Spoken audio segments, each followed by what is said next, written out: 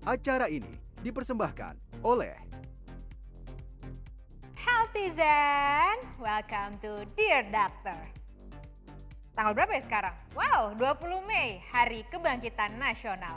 Kalau di masa pandemi, apalagi sebagai dokter, saya memaknai ini sebagai momen penyemangat dan yakin kalau masyarakat Indonesia bisa menang melawan virus COVID-19. Ayo bisa, ayo dong. Kuncinya cuma satu kok, taat protokol kesehatan dan tahu fakta dari sumber yang tepat. Saya Dr. Fala Dinda sudah berjaga mau menjawab konsultasi asik Healthizen dari Twitter dan Instagram. Pertanyaan pertama, cek konsultasi asik yang pertama dari akun Nyur Magdalen. Mbak Nyur mau konsultasi asik lewat video. Yuk kita lihat bareng-bareng. Dear dokter, aku pengen jalan-jalan ke mall, tapi aku punya anak umurnya 18 bulan. Dan anak aku itu nggak mau pakai masker, sedangkan nggak ada orang yang bisa dititipin. Apa aku harus paksa aja anak aku untuk pakai masker? Dear Nyur Magdalen, membawa anak ke pusat perbelanjaan memang sangat beresiko di tengah pandemi ini. Tapi tentu sebagai manusia ada rasa bosan ingin mencari hiburan. Saran saya adalah carilah tempat hiburan yang memang sangat aman untuk anak. Seperti tempatnya di ruangan yang terbuka. Carilah taman-taman yang memang sepi dari pengunjung. Atau ya anaknya harus dititipkan kepada orang tua mungkin. Atau kepada kakak, kepada adik. Jika memang ingin berpergian ke tempat umum yang tertutup. Anak-anak memiliki risiko terinfeksi COVID-19. Jadi jangan sampai orang tua ingin mencari hiburan tapi ternyata anak yang menjadi korban. Pikirkan kembali risikonya baik-baik dan bijaklah menjadi orang tua ketika membawa anak ke tempat umum. Karena COVID-19 masih mengintai kita. Pandemi masih ada. Pilihlah tempat bermain yang aman untuk anak dan juga nyaman bagi orang tua. Sehingga semuanya bisa pulang dalam kondisi aman dan juga sehat. Selanjutnya dari Hamdan.98. Dear Doctor, gimana caranya biar anak yang terkena COVID nggak rewel dan tetap ceria? Jadi imunitas tubuh nggak turun. Terima kasih dok. Aduh, kalau anak sakit pasti orang tua ikutan rungsing ya, karena aku juga gitu. Kalau anak demam, akunya juga ikutan pusing. Tapi yang pasti, ketika anak terinfeksi COVID-19, pastikan yang paling pertama adalah orang tua jangan sampai ikutan panik. Dan yang kedua adalah ikuti anjuran dari dokter yang merawat si anak. Minum obat secara teratur, bila diberikan antibiotik maka pastikan diminum antibiotiknya secara teratur. Habiskan antibiotiknya. Lalu yang ketiga adalah pastikan nutrisi dari si anak selalu baik. Pastikan tuh jadi sekali makan ada karbohidratnya, protein, mikronutrien, makronutrien. Ketika sakit, anak pasti cenderung susah untuk makan. Tapi sebagai orang tua, kita harus selalu ngakalin gimana caranya supaya anak mau makan. Karena nutrisi yang baik salah satunya adalah kunci supaya sistem imun tubuh anak bisa melawan dari infeksi virus COVID-19. Ketika ada gejala yang timbul, misal anak demam, atau anak batuk, atau anak pilek, maka obatilah sesuai gejala. Bangun rasa nyaman terhadap anak, dipeluk, disayang-sayang. Mungkin anak hanya ingin berada di dekat kita, ya sudah. Anggap aja ini quality time yang lebih hangat terhadap anak.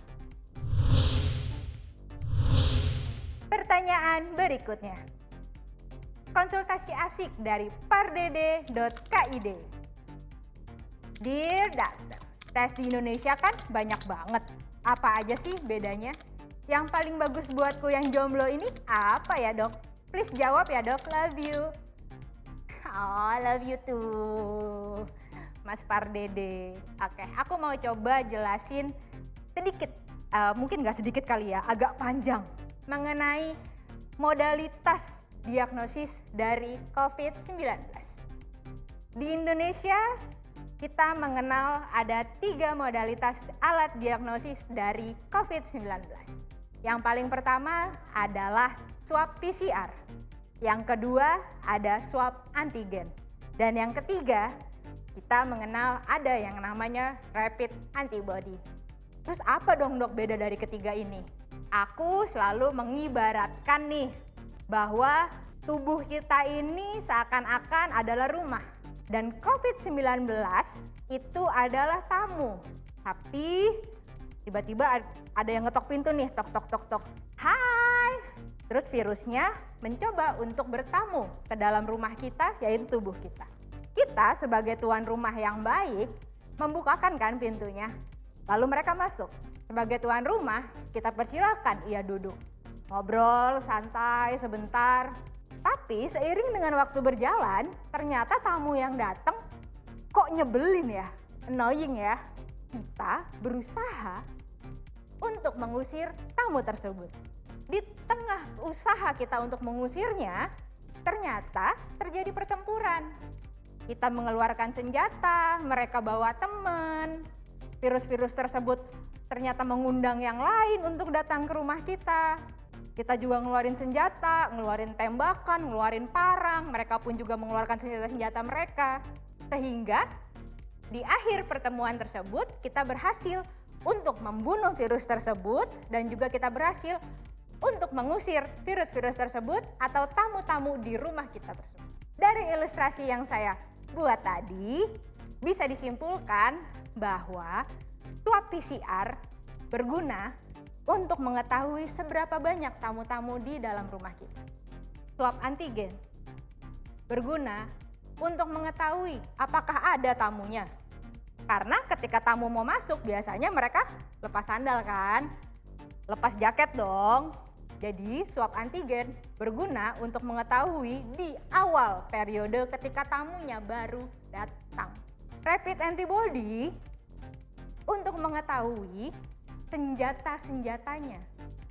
Karena itu adalah antibodi kita. Parang, pistol adalah antibodi kita untuk mengusirnya. Lalu muncul pertanyaan lagi nih, kenapa swab PCR bisa positif setelah pasien sembuh?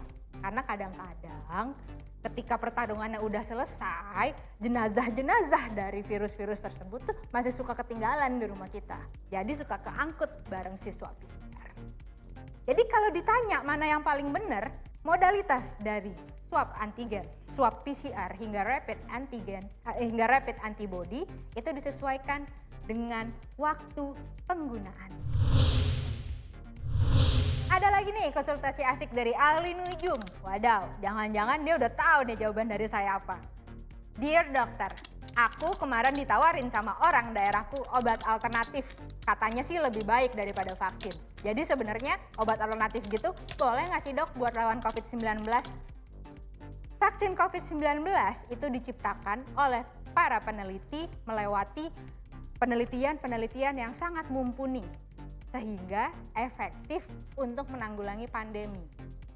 Jadi klaim obat-obat alternatif yang katanya lebih akurat daripada vaksin, lebih canggih daripada vaksin, itu udah pasti hoax. Tapi jangan sedih Healthyzen, karena Indonesia ini kaya dan beragam sekali akan pengobatan alternatif seperti jamu-jamuan. Tahu kan ada yang namanya jamu galian singset, ada yang jamu-jamu lainnya. Manfaatnya juga ada sesuai dengan kajian ilmiah. Tapi bila klaimnya sepihak dan juga tidak teregistrasi dengan baik, Healthyzen juga harus menjadi warga yang kritis. Jangan sampai yang dimasukkan ke dalam tubuh menjadi racun atau kita tertipu oleh klaim-klaim yang sepihak. Hati-hati ya Healthyzen. Udah semua, masih ada kesempatannya kok. Tinggal kirimin aja pertanyaan alias konsultasi asik Healthyzen semua ke akun Twitter dan Instagram saya. Nah, jangan lupa juga untuk tonton episode Dear Doctor. Untuk saat ini, saya Dr. Fala Dinda pamit. We share because we care.